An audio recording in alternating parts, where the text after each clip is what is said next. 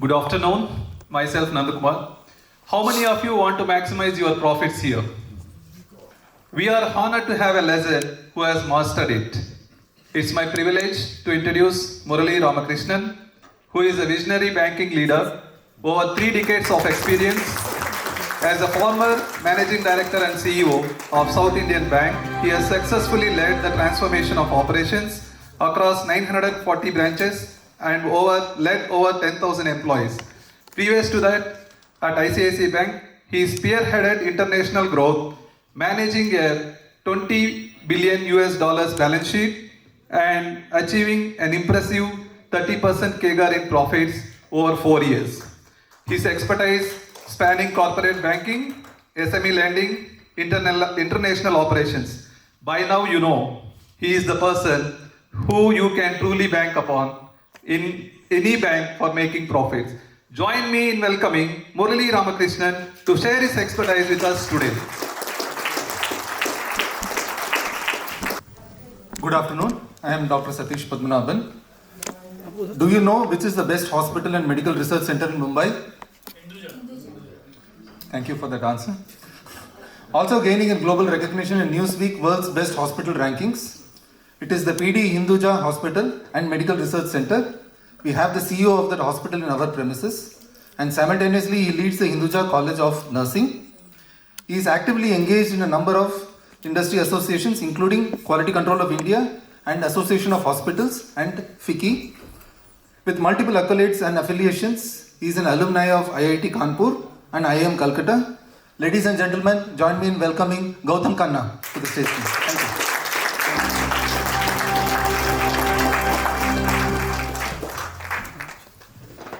Good afternoon, everyone. It is my privilege to introduce Dr. Sanjay Muthal, a visionary entrepreneur and business leader. Dr. Muthal is the CEO of ArgoLynx Consulting LLP and serves as an investor advisor to the board at Refine and an independent director at LIC Mutual Fund and Asset Management Company. With a career spanning over 4 decades, he has led HR functions at leading multinational and Indian corporations.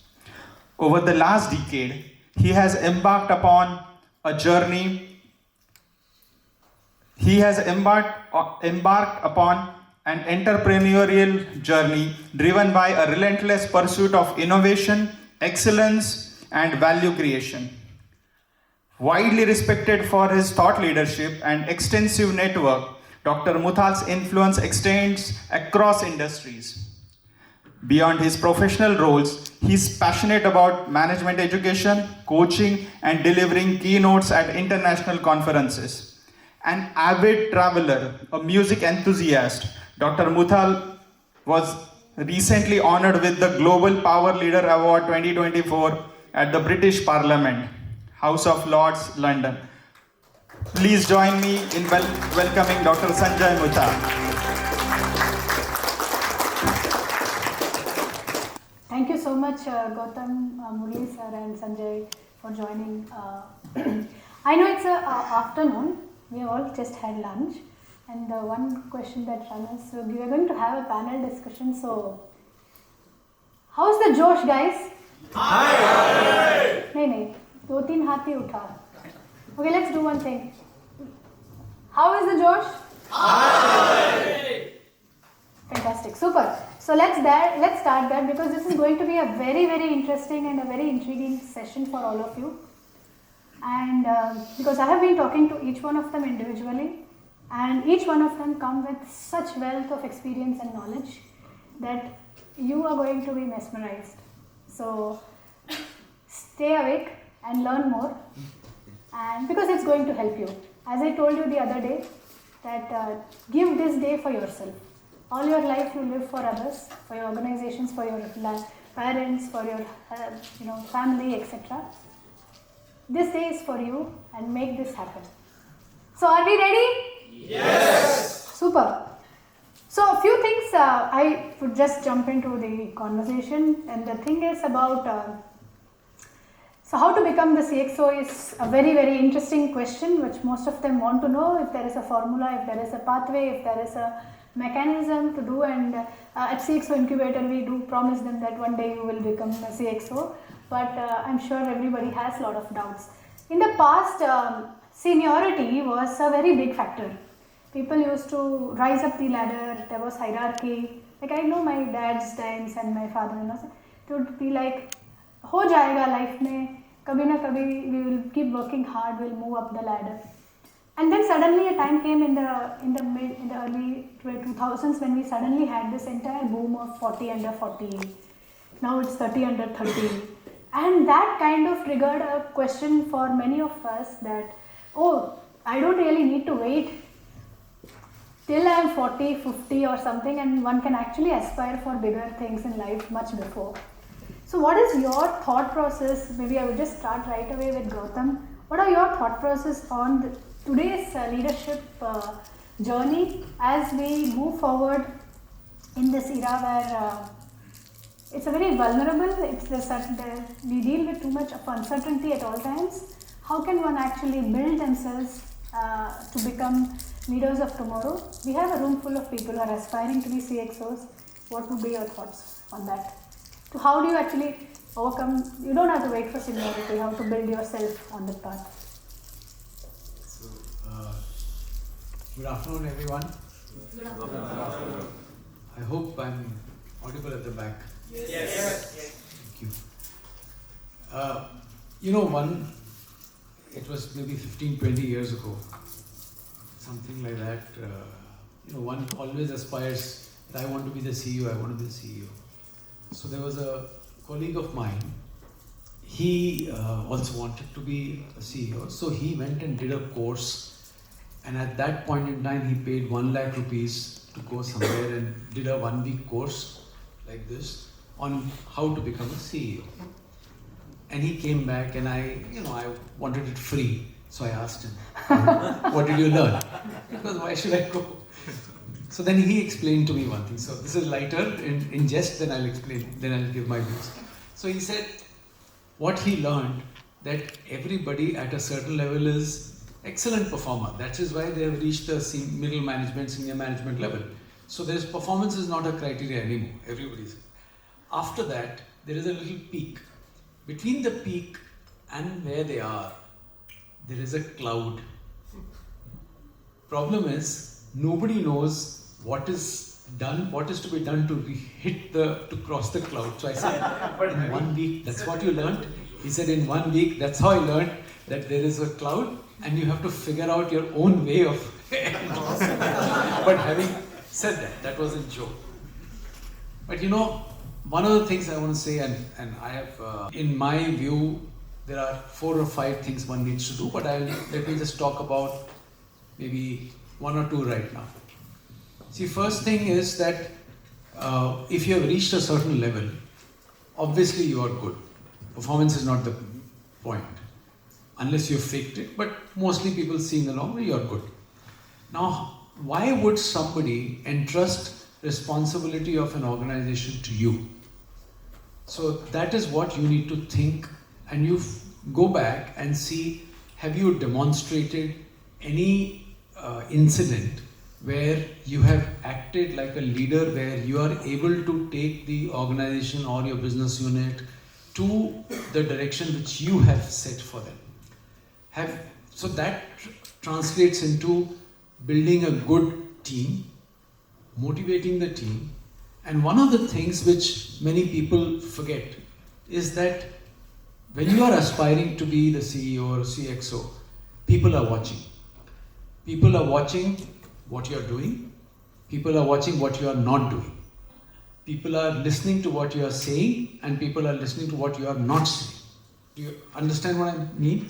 So that means you need to be very, very clear in your objectives of why you have to do certain things. So that is one clarity of thought. The other is the team. Team is actually looking forward to performing for you, because you are not performing, the team is performing. And why will the team perform? Because they have trust in you, that you are going to be fair, you are going to lead them into the right path, and sometimes lead by an example. So I'm going to share a small story. I was young, now I won't do it. But I was young that time, business head. And my business was not performing well. And I couldn't figure out how to motivate them because they were all demotivated. They said numbers will not happen, etc., etc., etc. So we happened to find a coach and we went to Corbett National Park in December. And this fellow, he says, so I had told him, I said, I want them to do the impossible. He put a fire walk. You know, you walk on fire, right? I mean, you guys must be thinking, but so actually put coals, there's actual fire. And then he said, I will teach each of you to walk on fire. So he walked on fire. Then he told the other guys, you walk. Nobody would walk because I am not walking. And here I'm scared. How will I walk bare feet?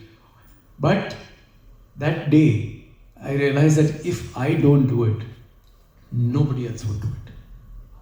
So I walked on fire first time just to make sure that my team does it.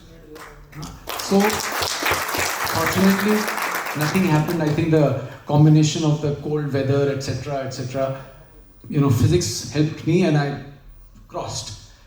But after that, everybody in the team did once, twice, 3 times. We came back from Corbett National Park and we hit the target, exceeded by some 40%, etc., etc. So it was a great performance. So the example of this is that you have to lead by example many, many times. And the other thing which people are seeing is you are saying that you want to be the CXO. One of the things about CXO is that you really cannot do everything on your own. I mean, there will be somebody else doing it. So how much do you empower? And when you empower, how willing are you to take the blame for somebody who has failed, whom you have empowered? So that means, like I was speaking to somebody else in the defense forces, he said the reason why your Faujis die for you is not because they have love for the country and all, which may be true, patriotism, but they die for their boss. Because the captain says, go and fire. They go to the front because of the captain. And why do they go for the captain? Because they know if something happens, captain will take the first bullet.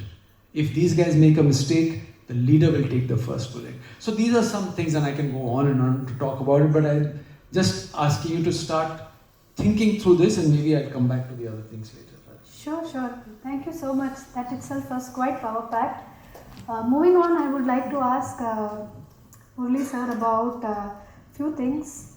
I keep talking about him as Murali sir because we have a long association, and back in ICICI days, he was the head of credit risk at that time, and I used to be part of the banking team.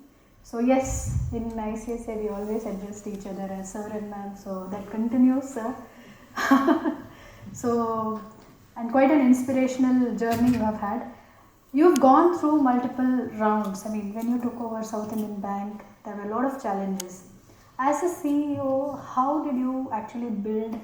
There is one thing which comes up to my mind is, which I also talk to my people, is about building resilience and building emotional strength, because there are a lot of decisions to be taken. We take in good faith, but not all decisions have to come out right. So for that, then there are crisis management, of course, which we have all seen at multiple points of time. Would you like to share any specific experience from your career where resilience played a very important role? And what advice would you give for aspiring CXOs facing adversity? Excellent question. First, thanks for the opportunity. Just to give you context of how it was when I just took charge of the bank. Prior to this role, I had spent about 21 years in ICICI. I had headed various divisions and straddled across the bank, both in India and outside of India. So I had headed teams of a different type. In my international role, I was heading North Asia, Middle East, Africa and Sri Lanka, and in each of the geographies, we had almost 60-70% of the employees were locals. So obviously, when you have a team which is full of local, you need to also be very sensitive to the culture, to their practices, etc. Apart from the fact that you are actually a minority over there. So So that all these experiences gave me a lot of insights about what motivates human beings, what motivates individuals to do, how you define quality for people across various race. I mean, all kinds of things. If you're a keen observer, which is one of the essentials for becoming a CXO, you need to be very curious about whoever you engage with and whatever situations you face with. Obviously, you will face with a lot of situations which will be overwhelming you. Sometimes you will have situations which will be really tricking you. All that will be there, but everything is part of your learning, because everything molds you into what you eventually become. There is one thing which I always believe. See, it is not as you are today who is going to become CEO. It is what happens inside you as part of your growth, which is actually shaping you to become a personality, and that is the one which is going to become a CEO or a CXO. So I think the whole program is actually to bring in those aspects in you so that you mold yourself, you change yourself into that. So coming back to the specific assignment which Radhika talked about, here I was going to be heading an institution in a place called Thrissur in Kerala, where they speak Malayalam and I don't speak a word of Malayalam. Number one. Number two, that bank is a 94-year-old institution. Therefore, it had seen history of ups and downs, and it had never had a private sector person heading the bank. I was the first private sector CEO of a bank. You know what it means to the employees? This private sector has this notion that these guys will come and hire and fire, and he is from ICICI, therefore we are definitely going to get chewed because he is going to fire us. That's the image which you have built over a long period of time. So, and it is during COVID period. To top it all, it is during COVID period. I joined in July 2020, and here is a bank. Just before joining, I did a peer comparison of this bank with all other banks which are of similar size. So in every single parameter which a bank is assessed on, for example, we look at capital adequacy, we look at NPA levels, we look at provision coverage ratio, we look at cost income ratio, we look at various other parameters which are typical indicators of how a bank performs. In every single parameter, this bank was either the last or last but one.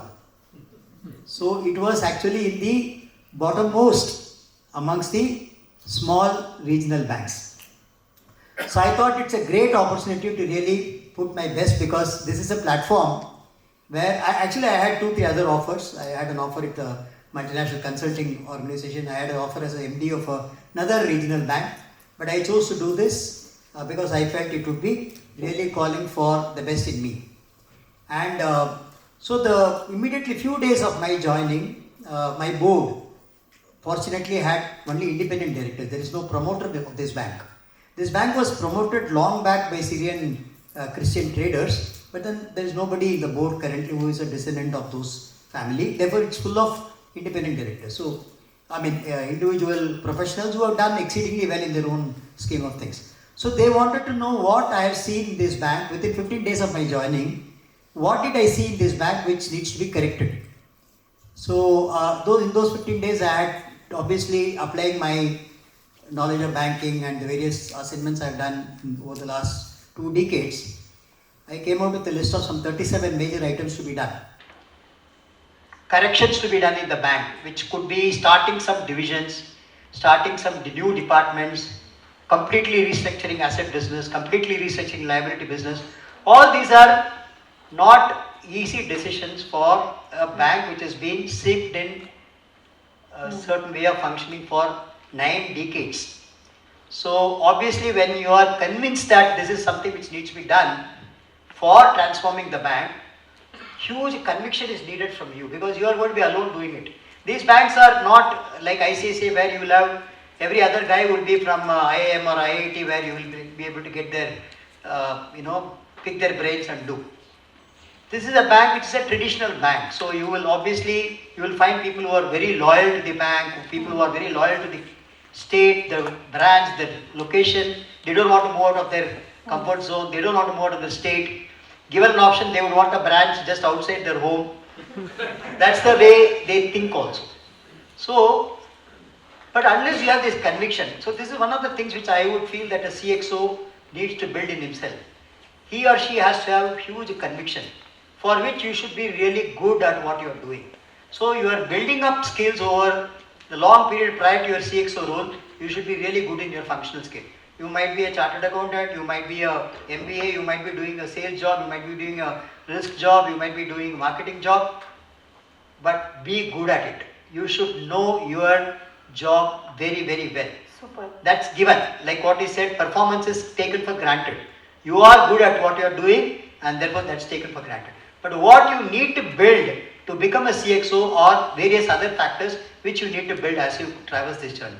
So I know that this is something which you need to have good conviction. Not only that you have conviction, there will be many situations in your journey where you will be on a tight spot. As I said, it was during COVID and this bank, I'll just put in 2 lines the scenario. This bank had a capital of 207 crores. This bank had a slippage of 4,500 crores during COVID. Wow. So here is a bank whose capital adequacy is less than 13%, had to raise capital yesterday basis, not after I joined. They should have done few years back. And it had a very low provision coverage ratio, which means it doesn't have enough profitability to cover the provisions which we need to do for a bad asset. So literally the bank is, in short, ICU. So when I took job, I got a call from RBI. First call with my SSM. Tough call. He just spoke for 5 minutes. He said, I want you to raise capital. And here is a bank which had tried to raise capital for the last 10 years. They couldn't raise capital. So you need to raise capital and you need to improve your provision coverage ratio, for which you need to have profitability. And this bank wasn't, the business model is not that it can generate profits. So many things will have to be done. Probably I'll cover some of them as we talk. But just to tell you 2 things which stand out is, A, you should have enough conviction in what you do, because many times you will be alone as a CXO. 2, you need to really bite the bullet. Sometimes it will be a harsh, tough call. It might require you to confront your board. It might require to take people to task. It might be to really convince your bosses and convince your board to get what you want, because they may not be convinced about it, because they don't know. You might have something in your mind, but they don't know whether it's a reality. In fact, the story I heard is that every CEO who had come there said that he was trying to transform the bank. So I was also telling I'm going to transform. So who would believe me? Okay, so this is the situation. But long story short, when I joined, the stock was 6 rupees. When I left, the stock was 27 rupees. And all the investment bankers were putting money at 8 rupees, make 200% plus return. Great. And hopefully my ESOPs will give me better value. So actually you said something very pertinent, and that actually led me to the next question to Sanjay, that you've been in the HR space for a very long time. I think you still are there, and then you are also an advisor and an investor on the board of a very large company, and been in the position of leading departments and organizations. Often it's said that one word you said, it's always lonely at the top, but you still have to deal with a lot of politics, and you still have to navigate the path and have the clarity of making decisions. I think as aspiring leaders sitting and CXO sitting in this room, most of them have this question on how to deal with office politics. Do you have something that you could share? And what could one actually take back with them in terms of that aspect? Because I believe politics exists everywhere. Thanks for asking me out of syllabus question. Interestingly, but what's most important is wherever there are human beings, there are aspirations. And where there are aspirations, then you have a purpose. The problem is when the purpose doesn't exist and merely aspirations exist, that's when the whole rigmarole of I versus you start and beginning of the politicking happens, as it were. Firmly, I believe in Ikigai philosophy. I am because we are. as a human race, you can't live individually. All of us contribute to each other's growth, knowingly or unknowingly. If that becomes a ecosystem that you operate in, a lot of things fall in place. But the ecosystem that you live in is defined by the expectations that the society have from you, then probably you're getting into a little wrong lane. And that lane always ends into I versus you and politics and so on and so forth. Similarly, I think for all of us, as I said, we have much larger purpose in our lives. For the good of 8 hours that we exist in the organization, there are fantastic 16 hours that we live. But when these 8 hours become overpowering your 16 hours, many of us lose the whole purpose of our lives. And when you get into that track, then that track starts delivering you objectives which are most of the time materialistic. And the materialistic objectives creates no winner at the end of the race. There are only people either who ran or who fought, who lost. There are no winners in that race. Therefore, I think as a CXO, and I like what Mr. Murali said, if you don't have a larger picture and to me larger purpose of your own existence, then you are not even aspiring to be CXO. Your title may change to be CXO. But are you living in this world for that title? I would rather, after I'm gone, people say that he was a good man than say that he was a rich man or he was a CXO and he did whatever, etc., etc. I think if we just reorient ourselves in terms of our own purpose of life, a lot of things fall in place. But life is not full of bed of roses, right? And what Radhika is doing with all of you is immensely helpful and purposeful. Making difference to people's lives, if that's your motto, you are a CXO anyway.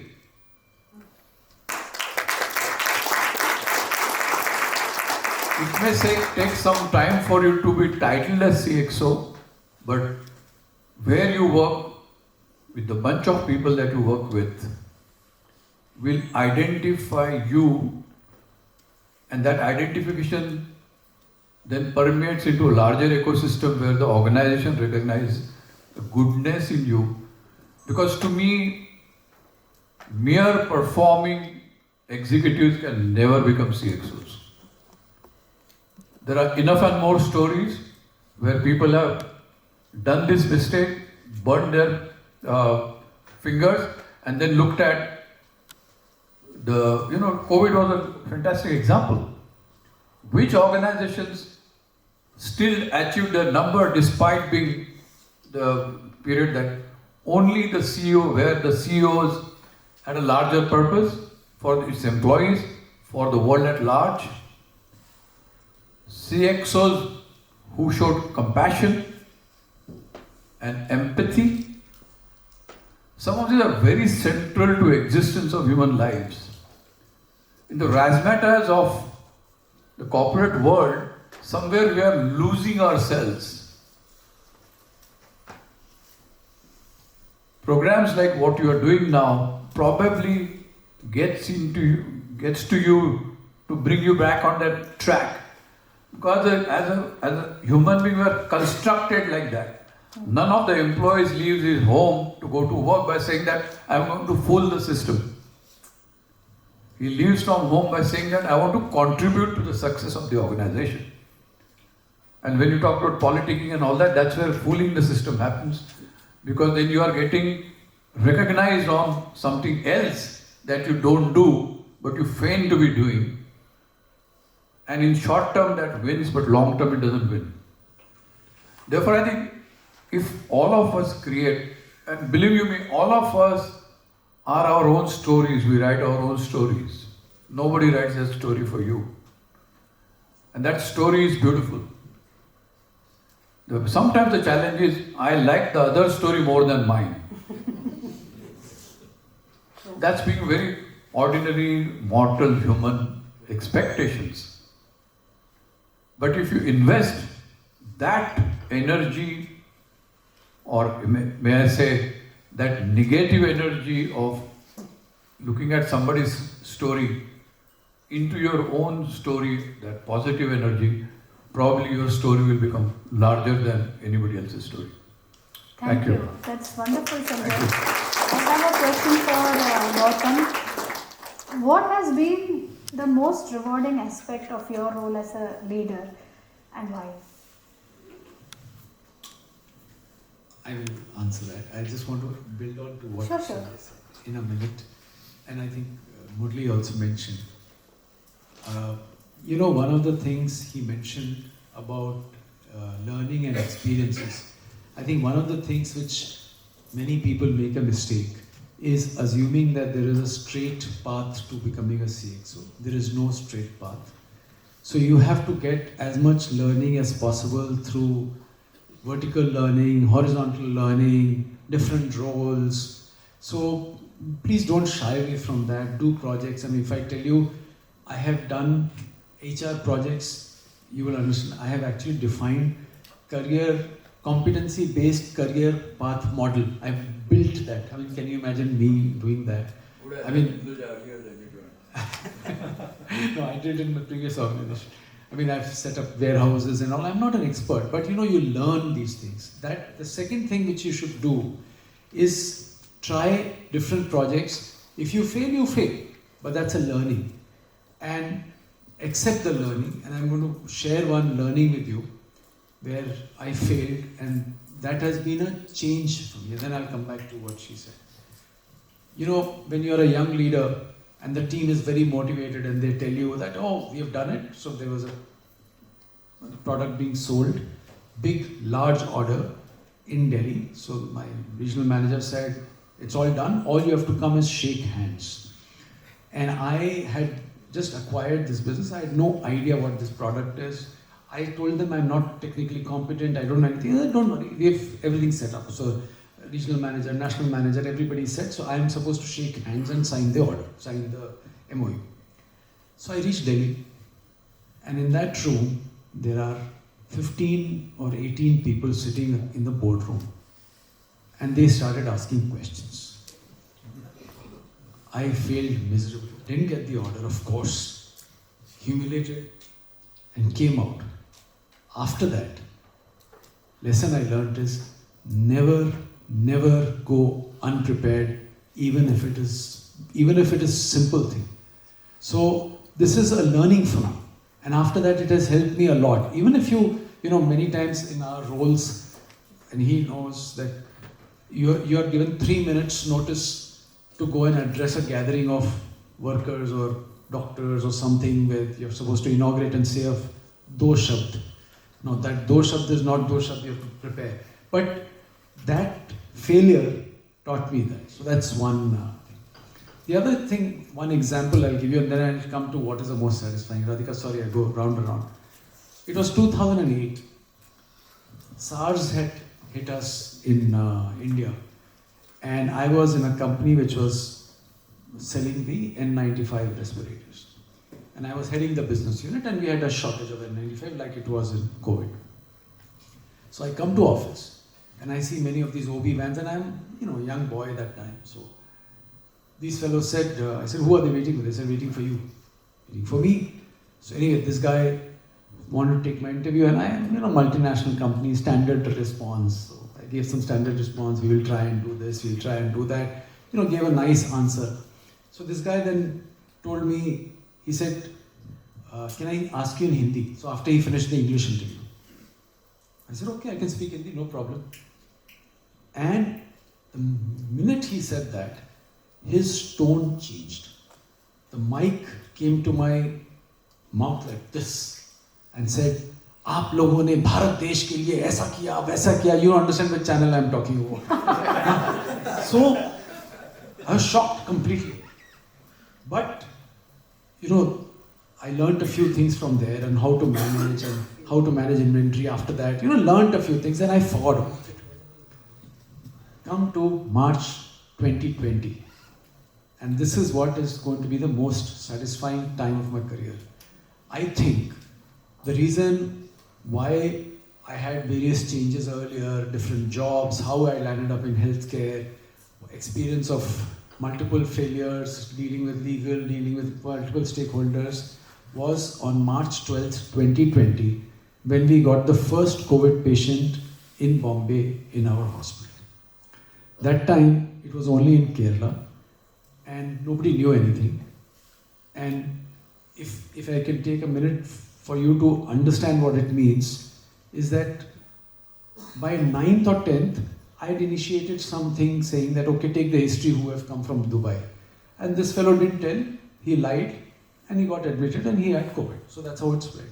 So we had started some renovation work and I had gone and seen in the afternoon where we should make it. And evening, I found out that the patient who was diagnosed with COVID was exactly the same bed where I had gone in the afternoon. So I was like really scared. In the 2 hours which ensued, social media, not really, killed 2 of my doctors. Press is after me, the board is after me, the employees are after me, and I have no idea what to do, right? But, and the BMC said we'll close down the hospital. Now there are 400 patients in the hospital. How can you close it down? So that is the time, you managed, and I did multiple things in the night, and by 1:30 kind of managed it. 96 of my ICU people were quarantined and that night. So ICU closed and there are 14 patients. How do you manage? The question is on 13th morning. What do I do? I spoke to some people who are influential people. They told me, it's not your problem. Government will handle it. Why are you worried? You say you can't do it. That is the time when I think all my leadership, I said, if I don't do it, who will do it? Right? So at that time, we converted a building. And I'm going to cut the story short here. So we were the first hospital, so whatever I did in our hospital's protocols, and we didn't know anything. So every day we were learning new things from Italy, from Korea, whatever these guys were learning, we were doing clinically, non-clinically. By evening, we were taking decision, next day reviewing. So every day things were getting done and we were quickly progressing. So what we did in Hinduja Hospital was followed by other hospitals in Bombay, because I was the association president, and which is the Bombay model which we worked with BMC, which was replicated across the country.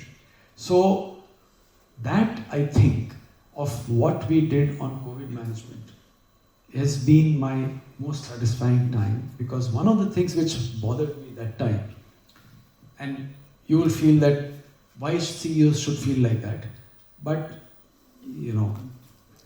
I said, if I don't do it, sorry to be gory about it, but there will be dead bodies on the road. And I don't want to have it on my conscience that I could have done it and I didn't do it. So we went through a tough time. We had strikes by unions. At one day, Kerala CM, Assam CM, Maharashtra CM, all three on TV talking about problems in our hospital in nurses, because the nurses was a problem because they had a problem with the government, etc., etc. We were able to sort out, but every day was a learning, and I learned through that COVID period. I learned about myself, leadership. I learned about delegation versus control. I learned about that, one of the things, a myth we have, all of us, that I am not an expert in this. This is a myth. You are anyway not an expert, because how many of you are engineers? I'm by. This is. So, can you remember what you learned in your second year of engineering? No. Zero. No. Right? Fourth year of engineering? Zero. Okay. So obviously, what you learned is no use now. But it gave you the ability to learn. So the trick is that knowledge is available. You need to acquire knowledge in your experiences through failures, through horizontal learning, and ignorance is not an excuse. You acquire knowledge, and then what happens is you learn how to build trust. Because can you imagine why it was fulfilling for me? Because a worker is leaving his family and coming to serve the patients where he knows he has the risk of getting COVID, and his family is back there. Why are they doing it? They were doing it because we told them to do. And earlier, first 1 week, I was operating from home because, government said lockdown, etc., etc. But then it doesn't work. So after that, I was going to hospital every day. I was not meeting the patients, but I was going because people should not say, CEO doesn't come, why should I come? So learned about this, learned about how to communicate to them, to build trust, to explain to them, to manage multiple stakeholders, our board, our doctors, our staff, politicians, NGOs, government. So you learned all that.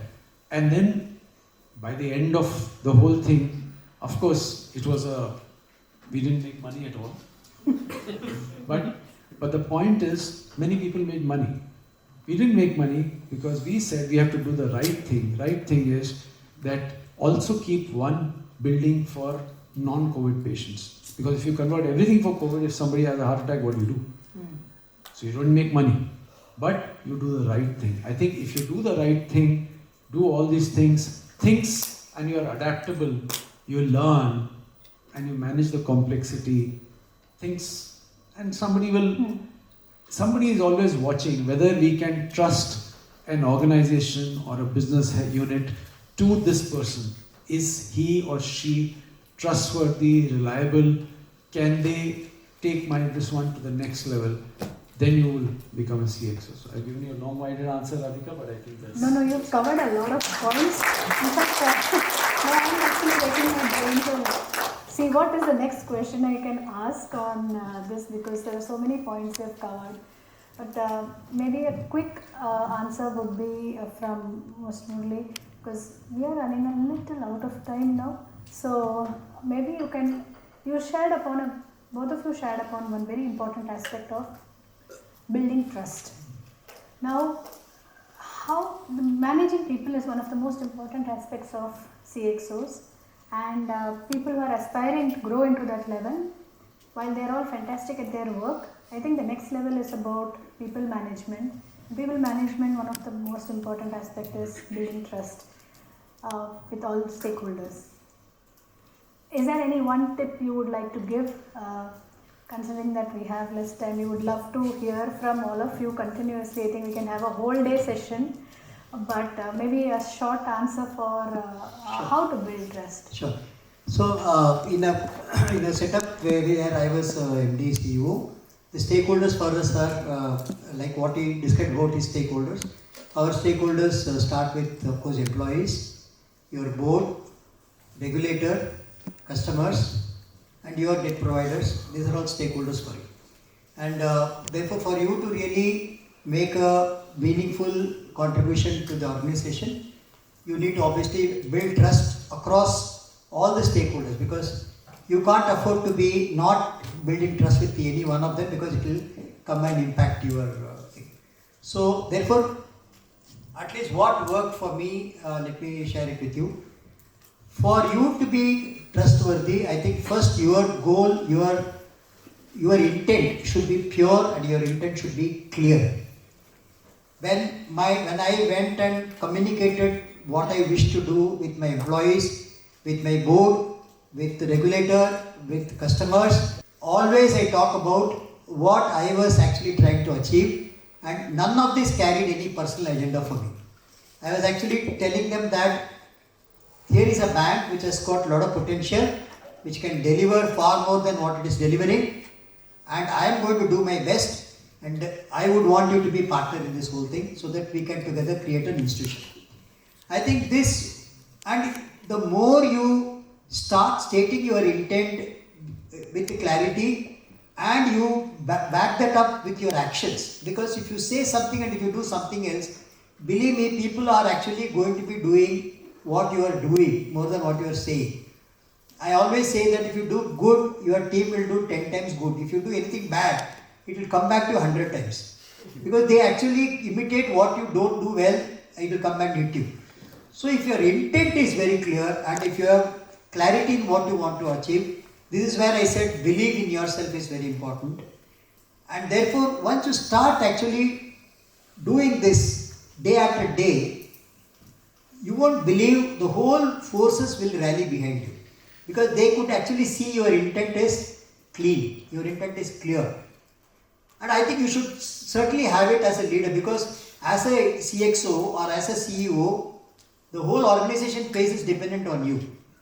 If you are going to be bureaucratic, the organization will be bureaucratic. If you are going to be doing politicking, your teams will be doing 10 times more politicking.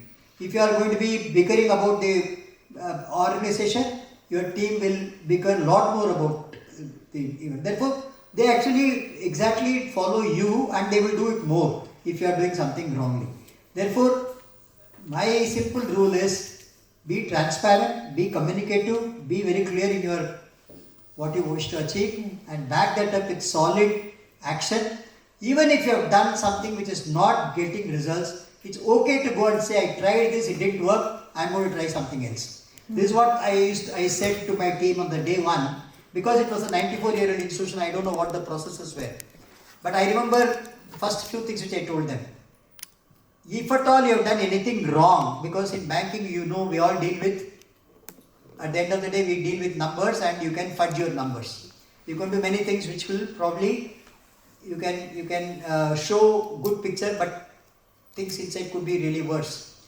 I told them that even if you have done anything till now, stop all of that from today, because I am not going to back you up if I am finding you doing anything wrong. And this is something which I want to state upfront. Please don't count me on if you are going to do anything wrong. Even if it means that the bank has to declare losses every quarter, I will go and face my analysts, I will go and face my investors, and you will leave it to me. And I will handle it. This statement from me gave lot of confidence in the team to do the right things. Awesome. So I think basically the trust comes from how you strongly believe in what you are pursuing. I think once that is clear in you and you are communicating and you are backing it up with actions, I think things will fall. Even if things deviate from there, believe me, continue to do good job, continue to believe in taking right actions. And admit your mistakes. It's okay to admit. Not every 100% of the decisions will go right. There will be situations where things will go wrong. I remember when I was trying to restructure the businesses and products and processes, my book was degrowing. My book was going down. Here is a bank which has to actually do more to produce profit, but I am degrowing my book. So there were a lot of apprehensions as to what he is doing. He has come and he is supposed to grow, but he is degrowing. But I know that I can't grow the way they were doing the processes and with the products they have. Because it will only do, it's like keeping a rocket on the wrong target, and you blow more rockets, it will go and hit the wrong targets. Right? You have to first set the target correctly. So I had to degrow, but still I was convinced that what I am doing is right. I told my board to be patient. You should have courage to tell your board to be patient when they are impatient. Then when they started, and nothing supports you like the actual good result. Once the results started showing, you won't believe where all I got support from. That's The whole thing changes. It's like our cricket team. Once they start winning a couple of matches, you will find the whole country going gaga about them. Once they lose one match, everybody will say gone. I think it will take a decade for India to bring. Look at the test match which ended today. Now we will be talking about it, bickering about it, till we win the next match. Correct? I think it's applicable for us also as a CXO and CEO. Awesome. Thank you.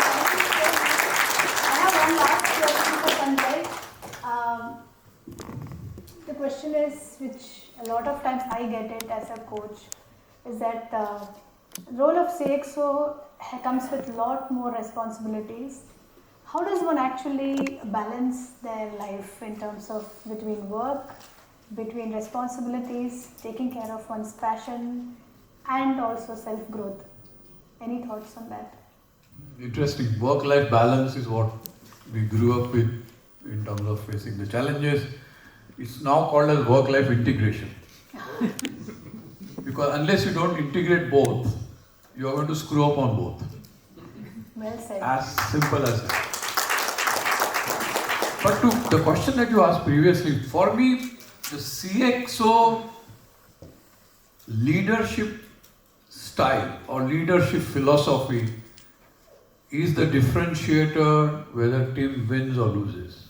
I'm talking about philosophy. And we have lots and lots of examples, but my favorite is Gandhi's style or Mandela's style, which is servant leadership.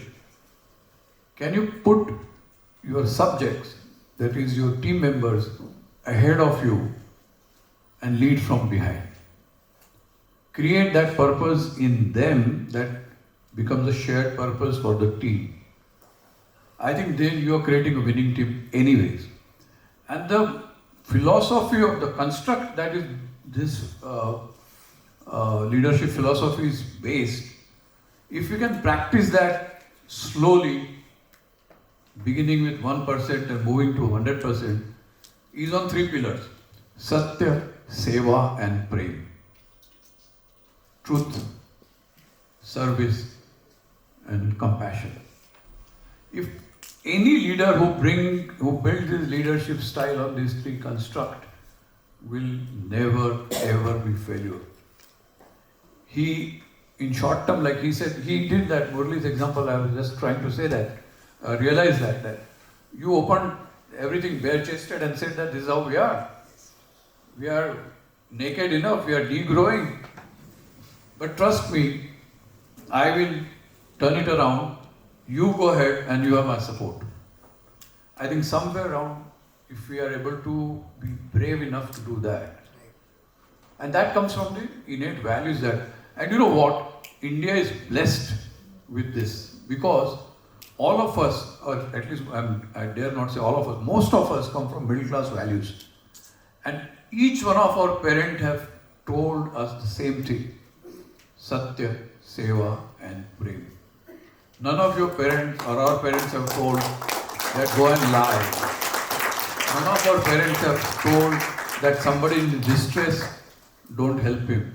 None of us parents have told us that love the humanity. All of them have said this. Though it's natural in us. What we do in leadership journey is, it's all innate in us. The fact that all of you, ladies and gentlemen, are sitting here, you're already a great performing managers in your organization. Compass of your life needs to be a little bit reoriented. And that's what Radhika is going to do. And any effort of this nature is extremely important. It could be her, it could be anybody else. But how do you reorient yourself so that, you're trying to look at the image or look at the object through binocular, how can you readjust it so that the clarity emerges? And that's what programs like this do. And that's what CXOs are supposed to do for their own team or organizations. Thank you. Sure.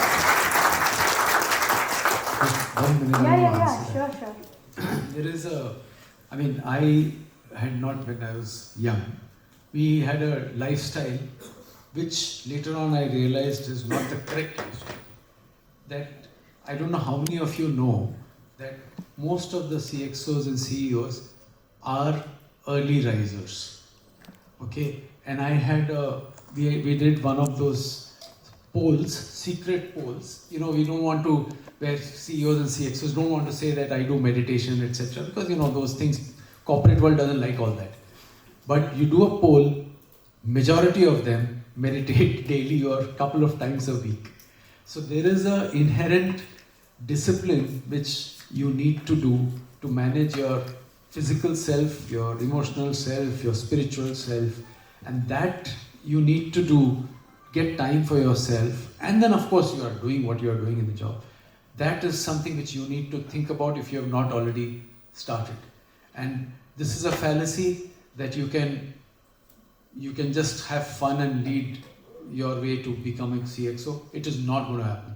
It's a very tough job. If you're not going to be taking for accountability, if you don't want to be alone, you don't want to be blamed for everything which is going wrong, don't take it. Just be a nice, cushy job and be your life. I love that one. Sure. Lot of bonus nuggets. One thing which I thought I'll share with you, because this is something which is probably going to happen to all of you without exception. Many times in our career growth, we come across situations where we'll be disappointed, right? You might have worked very hard, you wouldn't have got the promotion which you wanted. You may not have got the bonus which you expected. You may not have got the break which was required. It has happened to, it practically happens to all of us. As you grow, it keeps happening. And one thing which has stood common in all my disappointments, when I've had many. So first lesson is, don't worry if you're disappointed, still you can make it. That's number one. Okay, that's number one. Number two is, many times these setbacks, so-called setbacks or disappointments, they happen for a reason, for a very good reason. Maybe when it happens, you may not get to know, may not understand it fully. But it will actually push you, if you are really desirous of making it, if you are really sincere about it, if you are really going about in an authentic way, you will definitely be directed to where you are supposed to be, to go to reach wherever you are destined to go. And that, if you look back, after reaching there, if you look back and see, many times you will actually be thanking, thank God I didn't get that what I wished for. I didn't get this which I wanted. I'll give you one example which Radhika would definitely appreciate it fully. When I was in risk, I was the head of credit risk. And you know, in bank risk, there is a CRO who is actually head of market risk, operation risk, credit risk. Now, of course, technology risk is also added now. So obviously, people who are, credit risk is the biggest risk for a bank because we manage huge portfolio. Naturally, you will aspire to become CRO because you are heading credit risk. But I had another colleague who's been a risk guy all through his life. I was doing business, moved into risk, and I was settling. Whereas he was a born risk guy. I think he must have born as a risk guy. So bank obviously felt that CRO job is safe in him, rather than this fellow who has actually done business. Though I was doing very well in my role. But since I had handled business, they said, since you handled business, we'll put you into business role. So I was moved outside of India to head a large region as a regional CEO. Believe me, in that role, I was handling 8 different regulators. 8 regulators. Here we are dealing with one RBI. I was dealing with 8 regulators. I was dealing with a cross-sectional team. I was dealing with strategies of different countries. Hong Kong had a separate strategy. I opened a Shanghai branch for ICICI. I opened Johannesburg branch for ICICI. Each of these geographies had different agenda. You will have to draw strategy for each of these countries depending on what the environment is in. Look at the richness of the experience which you are getting. And after that, again, I did that for 4 years. Then I was pulled back. There are people who actually move outside of India, they don't come back to India. They try to somehow get jobs there and settle down there. But I had no such ambition, so when they called me, I came back. And I was given a very tough job of cleaning up an SME book, which had 25% of the book was delinquent. So on one side, I was told to clean the book, the other side, I was told to grow the book. It was a combo. And believe me, these experiences, then I did a digitization of SME business. So these experiences of, dealing with multiple regulators, dealing with multiple strategies of various countries, dealing with a bad portfolio book, growing the book, using technology to digitize, all this actually helped me in doing the job of a CEO. Wow. So you don't know why something happens, but believe me, if you believe in God, if you trust Him, just take it in your stride and ask, what is it teaching me? That's one question which you should ask yourself. What is this situation teaching me? Start focusing on that and develop that. It will help you a lot. So Radhika, I don't want to be left behind.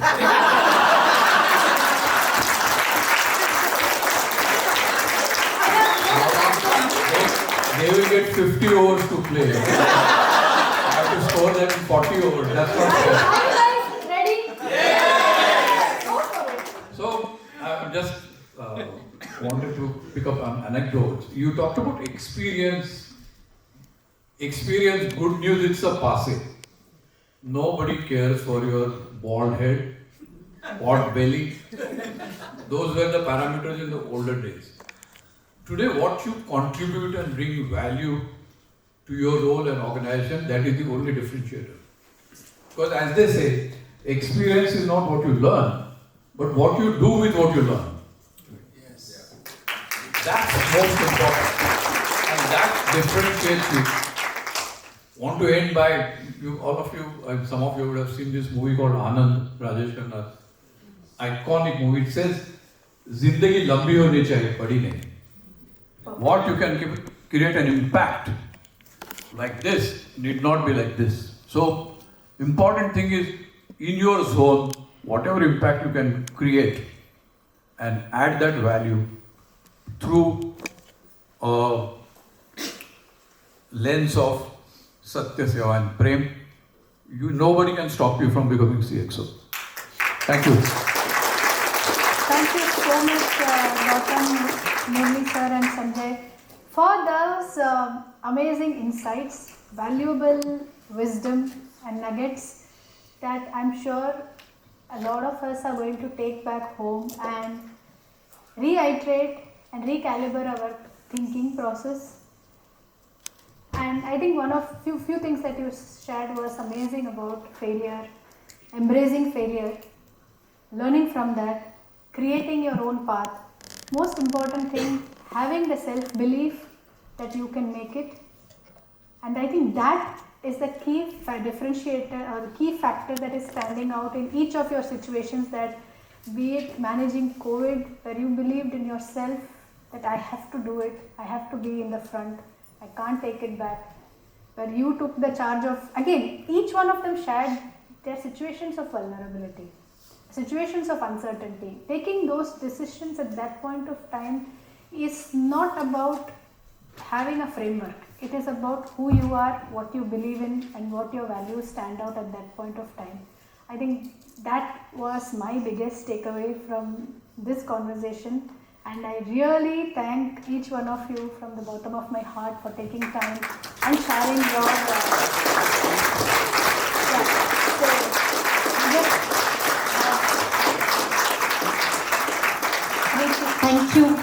Thank you so much.